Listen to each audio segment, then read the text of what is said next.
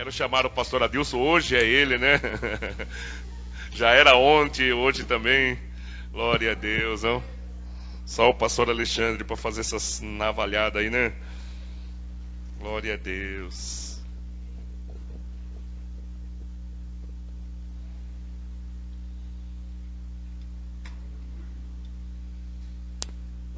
Quero pedir perdão para você, né? Nossa, você assistiu 2 cultos. Glória a Deus. Vamos abençoar a vida do pastor Adeus, agradecer por ele estar aqui com a gente. Senhor, meu Deus e meu Pai, nós oramos, agradecemos a Deus pela compreensão dele ontem, pelo equívoco que o pastor Alexandre teve, que bênção dobrada venha sobre a vida do teu filho, Senhor. Que ele seja, Deus, levado para muitos lugares e a tua palavra seja ministrada para muitas pessoas, mas principalmente, Senhor, eu tenho a certeza, Deus, que haja retribuição na casa, na vida, na família, em todas as áreas da vida do teu filho, Senhor. E eu te agradeço, te louvo no nome de Jesus. Amém e amém. Deus te abençoe, viu? Pode se assentar, meu querido.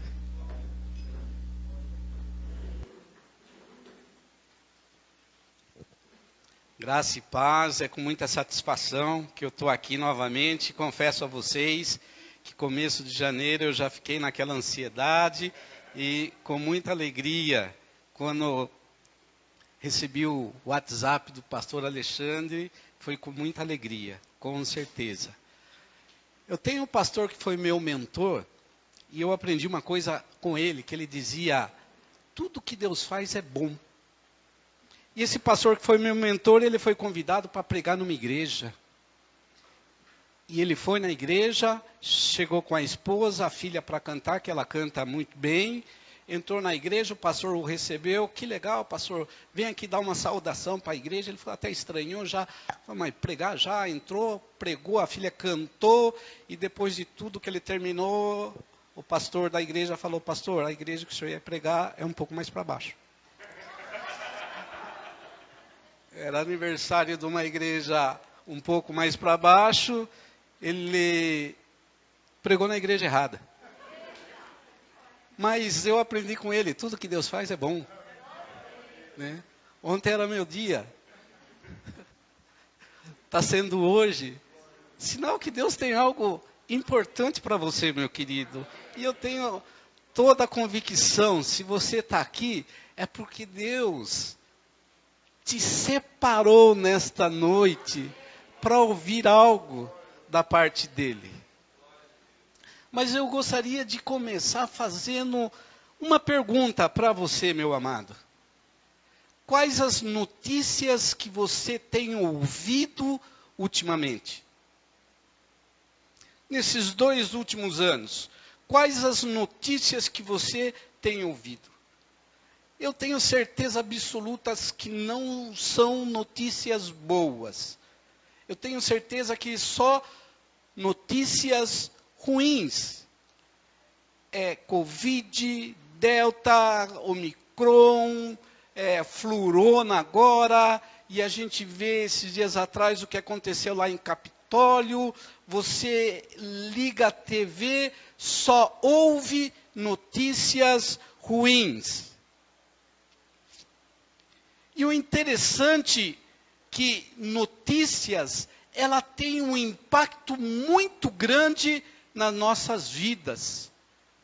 As notícias, elas podem nos alegrar, ou as notícias, elas podem nos entristecer. Um exemplo, você recebe uma notícia que você vai ser promovido na empresa que você trabalha. Com certeza você vai ficar muito contente. Mas se for ao contrário, se você recebe a notícia que você vai ser despedido, com certeza você vai ficar muito triste. Porque a notícia, ela tem essa capacidade de nos impactar. As notícias, ela tem uma capacidade de manipular as massas. E nós fazemos parte dessas massas que muitas vezes somos manipulados por notícias. A notícias, ela tem um poder tendencioso de acordo com o interesse de quem a produz. De acordo com o interesse de quem anuncia a notícia, de acordo com o que ele quer, ele tenta manipular, ser tendencioso para que você acredite naquilo que ele está dizendo. E eu e você temos uma capacidade muito grande, todos nós aqui praticamente temos uma capacidade muito grande para potencializar notícias ruins. Os programas que normalmente televisivos com notícias ruins são os mais populares. E nós acabamos potencializar as notícias ruins. É aquela velha história de 3 pessoas andando, um fala, gente do céu, a coisa está brava, eu acho que a gente vai comer grama. O outro fala, mas será que vai ter grama para todo mundo? Aí um terceiro fala, eu acho que nem grama vai nascer. Porque a gente é tendencioso a potencializar essas notícias ruins. Você já viu aquela história? Eu estou com uma dor de cabeça. Alguém do seu lado, não, eu estou com uma dor de cabeça e uma dor no joelho. Aí um terceiro, isso não é nada. Eu estou com a coluna travada. Aí fala, vocês estão por fora, eu fiquei na UTI 5 dias.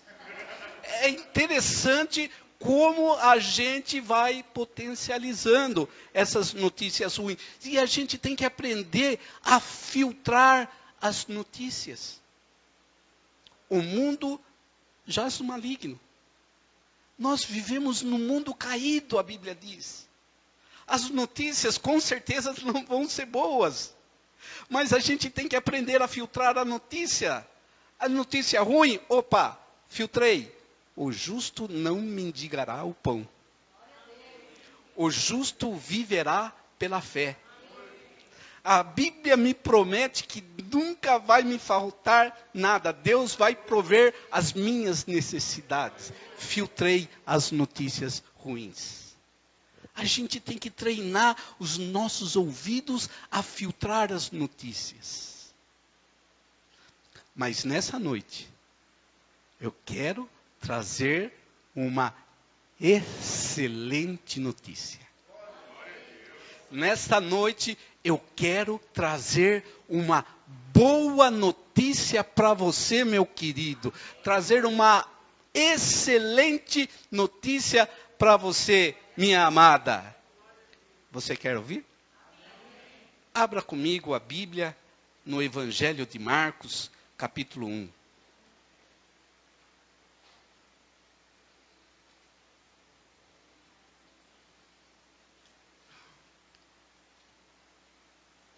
Nós vamos ler o versículo 14 e 15.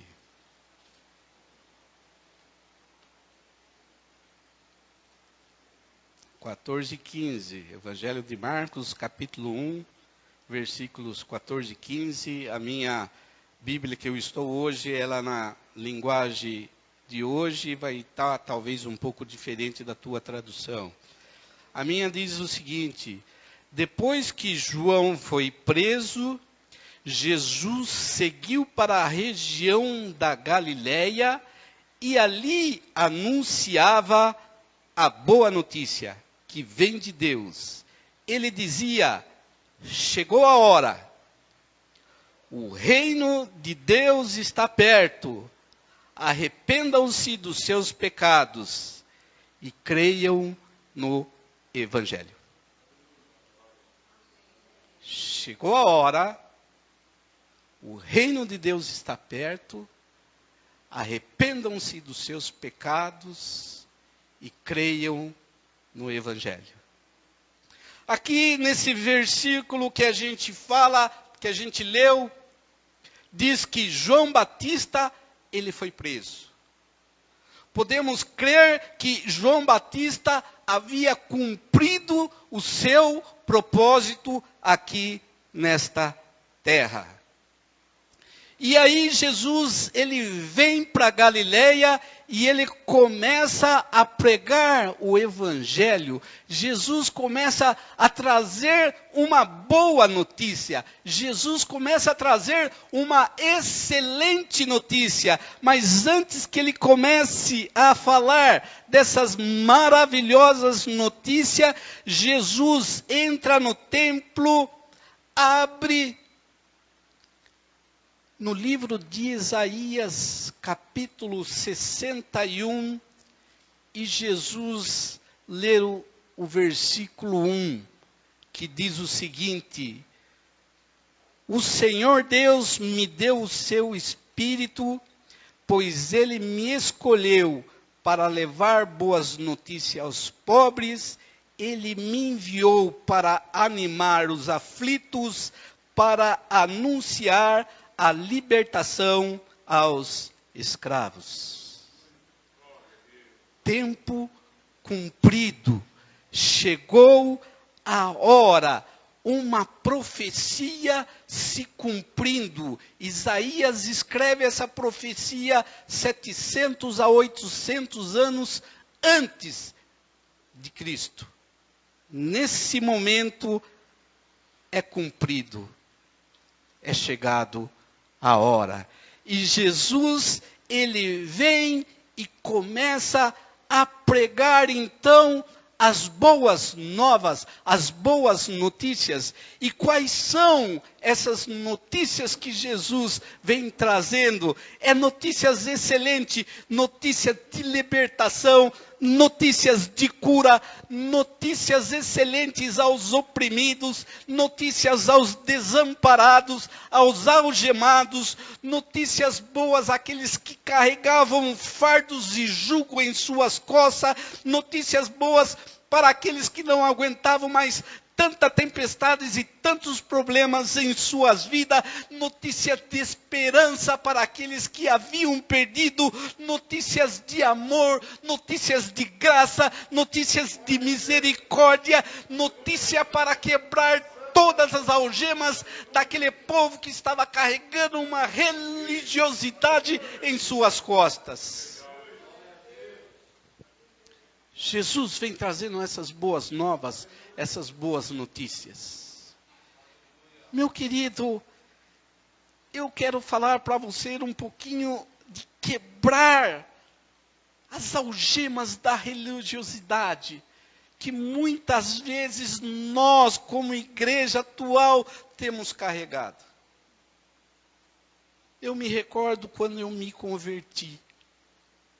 Quando eu conheci o Senhor Jesus, aos meus 16 anos, acredito. Para você ter uma ideia, só vou falar como era o nosso final de semana. Sábado eu ia para a igreja limpar. Sábado à tarde tinha reunião de jovens. Sábado à noite tinha culto. Domingo, 8 horas da manhã, tinha reunião de oração. 9 horas, escola dominical. À tarde, reunião de jovens e à noite culto. A gente vivia a igreja. E eu lembro do pastor Alexandre chegando na igreja, bem pequenininho. Querendo aprender a tocar baixo. E eu brigo com o violão até hoje. Mas a gente vivia a igreja. A gente amava a igreja. A gente amava o estar na igreja. E hoje eu tenho analisado como está a nossa igreja atual no Brasil. Hoje eu digo para você que infelizmente muitos, e eu falo que até eu já vim para a igreja para praticar ritual litúrgico. Muitas vezes eu vim para a igreja simplesmente por obrigação. Vim, sentei no banco, bati palma, cantei, ouvi e fui embora. Fiz a minha obrigação. Praticante de ritual litúrgico. O vir para a igreja se torna uma obrigação, se torna um peso. A gente conhece tudo da igreja, sabe que fulano senta naquele banco, fulano senta naquele outro, ciclano senta naquele. Quem vai fazer o louvor, a pessoa sabe, essa gosta daquela música, gosta daquela, vai cantar aquela e vai cantar aquela. Ah, aquele irmão que vai orar, demora pra caramba orando. Nossa. Meu querido, todas as igrejas estão assim hoje em dia. Muitas vezes praticando rituais litúrgicos. E Jesus ele diz o seguinte, em Mateus 11:28, vinde a mim, todos vocês que estão cansados e sobrecarregados. Tome sobre vocês o meu jugo, porque o meu jugo é suave. O meu jugo é leve. E aprendam de mim que eu sou manso. Ouvir para a igreja tem que ser algo leve. Ouvir para a igreja tem que ser algo suave. Ouvir para a igreja tem que ser algo prazeroso. Ouvir para a igreja tem que aquecer o nosso coração. Mas infelizmente a religiosidade tem matado, escravizado muitos irmãos amados e queridos. Eu gosto de 2 homens que a história nos mostra. Um chamava John Wesley e outro Finney. Finney, eu estudei um pouco da teologia sistemática de Finney. Ele tem um compêndio e eu li até hoje e não entendi nada. O homem tinha uma capacidade intelectual muito grande dada por Deus. Como Paulo falou, né? Como Pedro falou de Paulo. Que Deus abençoou Paulo e deu uma capacidade muito para Paulo, que tem coisas que ele não conseguia compreender. E Finney, o que eu já li, tem coisas que eu li, reli e até hoje não entendo. Gente. Mas eu vou contar um pouquinho a história desses 2 homens. John Wesley nasce em 1703, na Inglaterra, nascido numa igreja anglicana. Praticamente, John Wesley aprendeu a ler e escrever com a Bíblia. O pai dele era um pastor, pregador na igreja anglicana, e ele cresceu dentro da igreja. E quando chega uma certa idade, ele é enviado para a América, para pregar o evangelho na América. E John Wesley veio para a América e começa a pregar. E ele percebe que a pregação dele não causa efeito nenhum. Ele percebe que a pregação dele não mexe com nada e ele fica frustrado.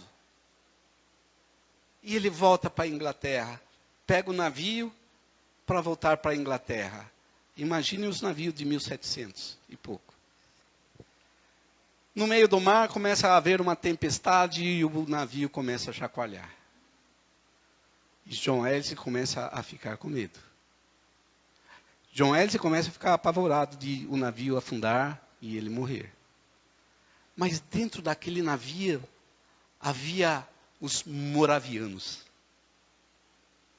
Um grupo de crentes em Cristo Jesus, que em meio àquela tempestade, que em meio àquela agitação, eles cantavam e louvavam a Deus.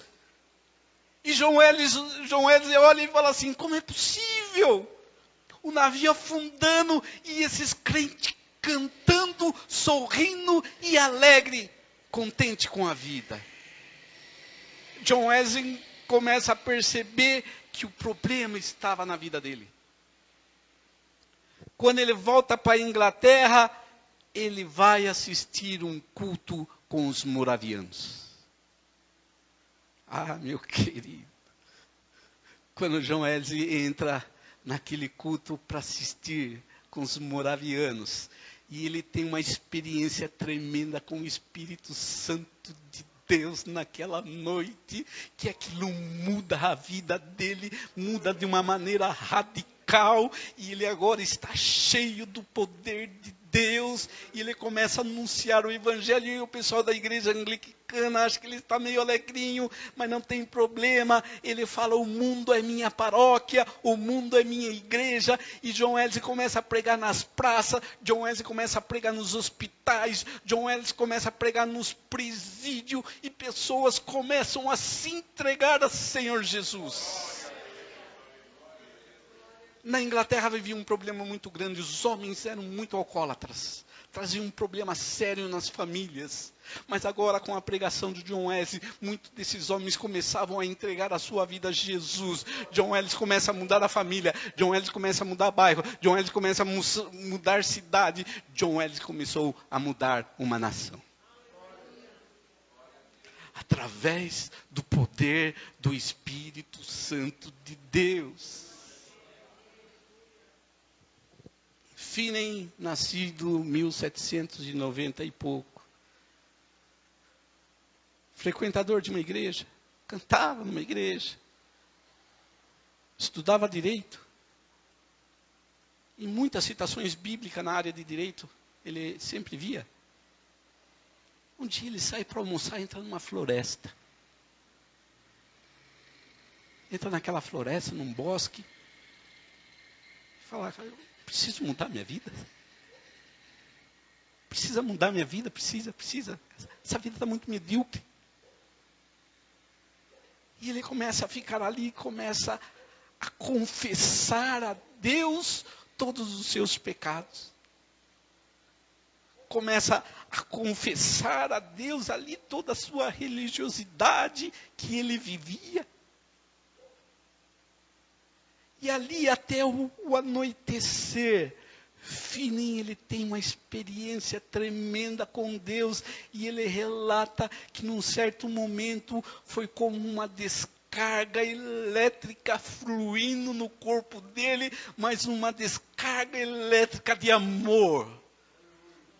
Uma descarga elétrica do amor de Deus sobre a vida dele, e isso mudou completamente a vida de Finney. É imputado a Finney, diz que ele ganhou cerca de 500 mil almas para Jesus. Porque esses dois homens ousaram, num certo momento, de pedir para Deus quebrar da vida deles toda essa religiosidade que muitas vezes, meu querido, eu e você, nós vivemos.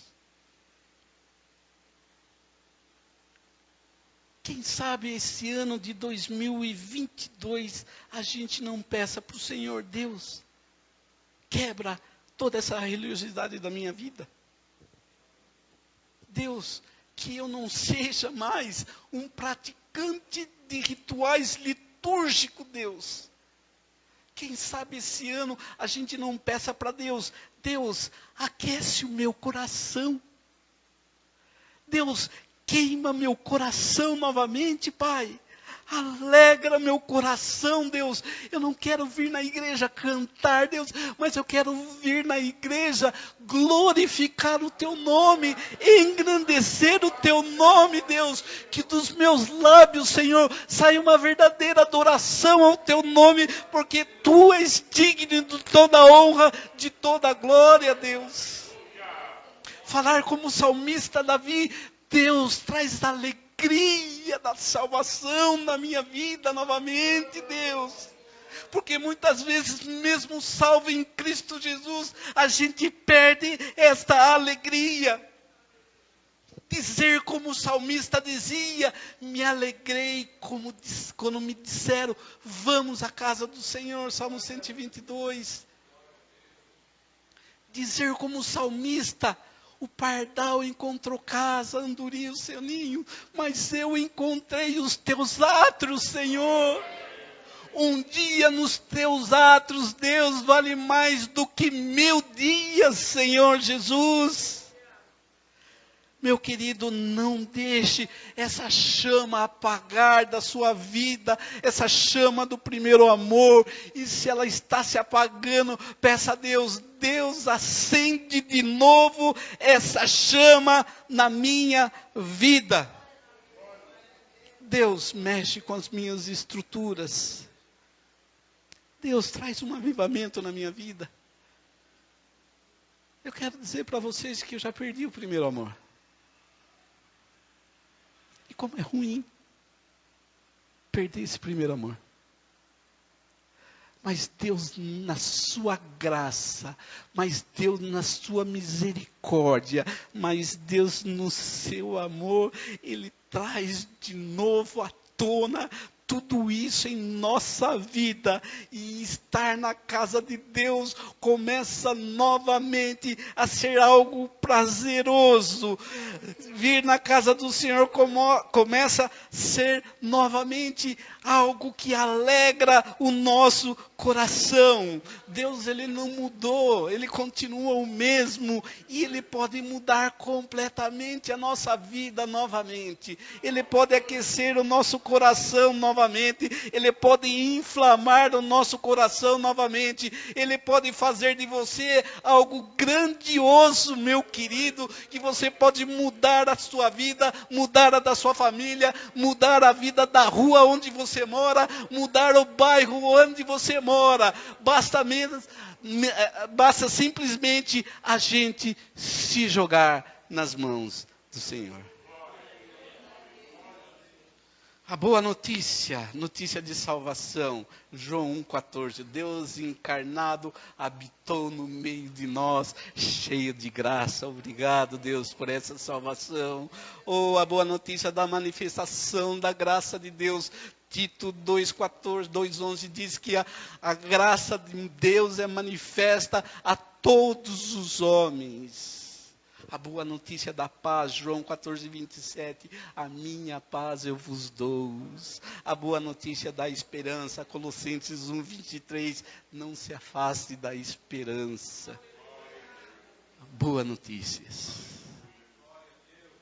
O tempo cumprido, as boas notícias de cura, de libertação, de manifestação da graça. E Jesus ainda vem falando, o reino de Deus está próximo. Dentro da história a gente já viu vários reinados. Nós já vimos o reinado egípcio, com a sua engenharia, com a sua matemática, com a sua escrita. Já vimos o reino assírio, sanguinário, o qual matou muita gente e invadiu o reino de Israel quando foi dividido o reino do norte. Os assírios invadiram. Tivemos o reino babilônico, quando invade o reino do sul, Judá, e depois também conquista a Síria, que era o reino do norte, que ela tinha conquistado. Tivemos o reino babilônico com a sua arquitetúrica muito linda. Tivemos o reinado grego com a sua filosofia e com a sua cultura. Tivemos o Império Romano com o seu poder, a sua autoridade, a sua riqueza. Tivemos o reino otomano, tivemos o reinado britânico no século XVIII, no XIX, conquistando parte da África e da Índia, onde surgem algumas que vocês acreditam que já ouviram falar em Gandhi, Alexandre o Grande, todos esses conquistadores. Mas o que eu queria falar, o que diz em Daniel 2,44, que fala que Deus vai estabelecer um reino. Deus vai estabelecer um reino que jamais será destruído. Deus vai estabelecer um reino que jamais passará. Deus vai estabelecer um reino que vai consumir todos os reinos demais. E Deus vai estabelecer um reino eterno. Esse reino que Deus vai estabelecer, eu e você vamos fazer parte deste reino para a glória do Senhor Jesus. O reino de Deus, meu querido, é a realidade da glória futura de Deus em sua totalidade.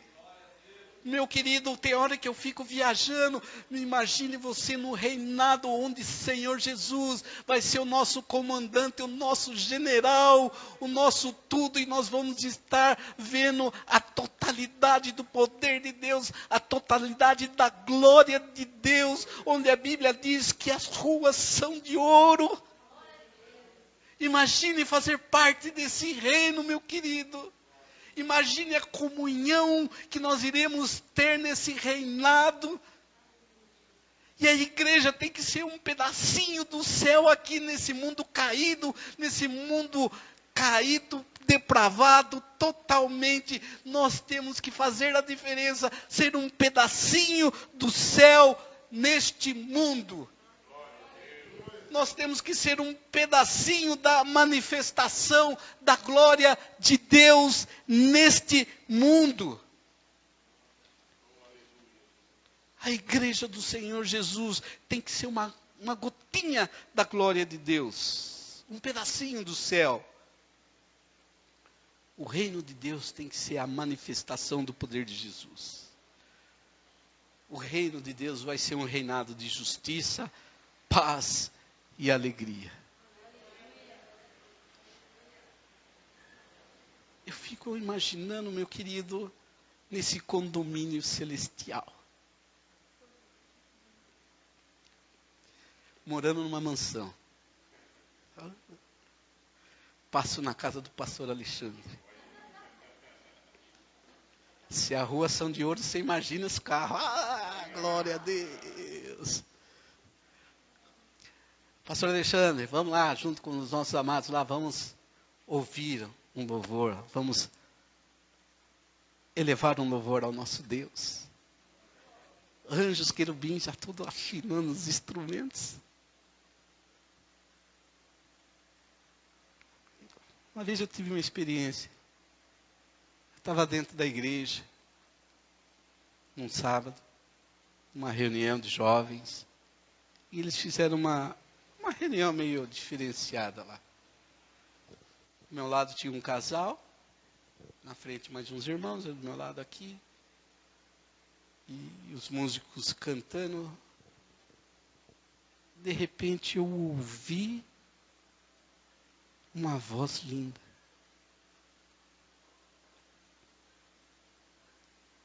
Olhei para o lado desse casal e falei, eu sou desafinado, eles são pior do que eu. Olhei e falei, também não é. Olhei para frente, não é. Olhei para trás, não tem ninguém. Falei, de onde veio essa voz linda? Manifestação da glória de Deus. Às vezes Deus, Ele abre os nossos ouvidos. Às vezes Deus abre o nosso olhar. E a gente contempla a minúscula gotícula de coisas lindas e maravilhosas. E estamos eu, o pastor Alexandre e a comitiva para louvar a Deus. Os instrumentos dos querubins, serafins, tudo afinado. Ah, meu querido. Eu fico assim, naquela expectativa de quando eu ouvi aquele primeiro acorde. Aquele som perfeito. Aquela coisa linda, maravilhosa. Aquele coral grandioso dos lavados e remidos em Cristo Jesus. E quando começa o louvor, gente, eu acredito que o meu coração vai explodir. De tanta alegria. De tanta felicidade. Oh, que algo prazeroso que vai ser, meu querido. Mas, infelizmente, muitas vezes a gente tem perdido isso. Judas perdeu por 3 dias. Se ele segurasse a bronca lá, mais 3 dias ele ia ver Jesus ressurreto. Mas ele trocou Jesus por 30 moedas. Meu querido, aguenta mais um pouco. Segura a barra mais um pouco, que o reino de Deus está perto. Não vamos trocar toda essa coisa linda, maravilhosa, preparada para mim e para você, por migalhas que Satanás tem lançado para muita gente. Enganando, e a gente tem trocado coisas lindas, maravilhosas, por migalhas. Jesus vem pregando. Se arrependam e acreditem no Evangelho. Os apóstolos acreditaram nessa excelente notícia. Os discípulos dos apóstolos acreditaram nessa excelente notícia. E nós estamos aqui, crente em Cristo Jesus, crendo nessas boas notícias. O tempo foi cumprido, o reino de Deus está próximo. Se arrependam e acreditem nessas boas notícias. Para encerrar, eu queria que o pastor Alexandre vinha aqui já preparando uma música que a gente vai cantar. Mas eu quero contar a última história. Um pastor na América, ele pega um grupo de alunos do seminário e vai conhecer a casa de John Wesley, na Inglaterra. Leva esse grupo de seminarista a conhecer a casa de John Wesley. Chegando na Inglaterra, se você quiser conhecer a casa de John Wesley, é só você digitar na internet, no Google, lá você vai ver a casa dele. Eu já fiz isso.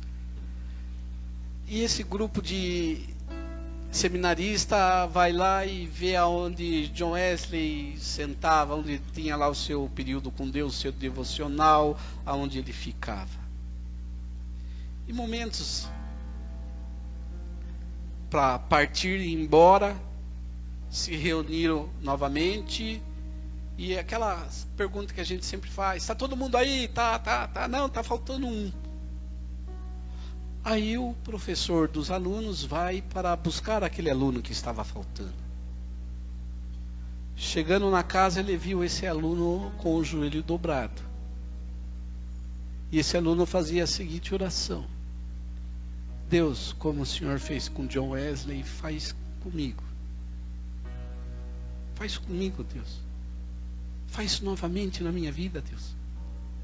O que o Senhor fez na vida de John Wesley, faz, Deus, na minha vida. Faz novamente. E aquele professor chega e fala: Billy Graham, vamos. Billy Graham foi um dos maiores pastores da América. Faleceu uns 3 anos atrás.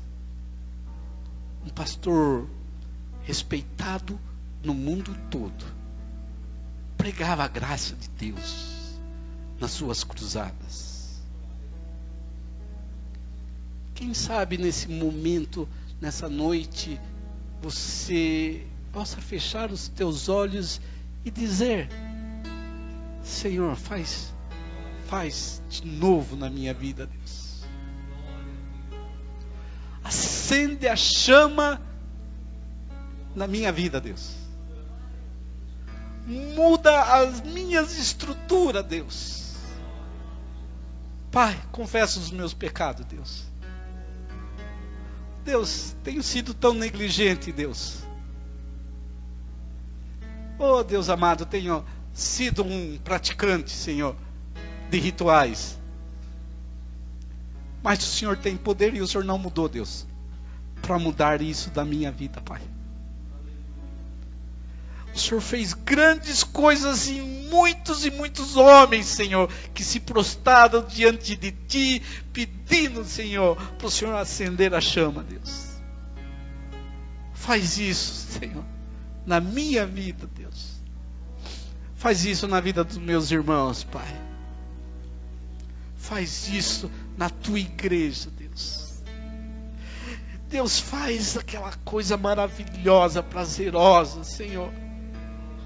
Aquela comunhão entre os irmãos, Senhor, aquela coisa deliciosa, onde cada um que entra aqui sinta algo diferente, Senhor. Sinta a Tua presença marcante, Senhor. Sinta a Tua presença, Senhor.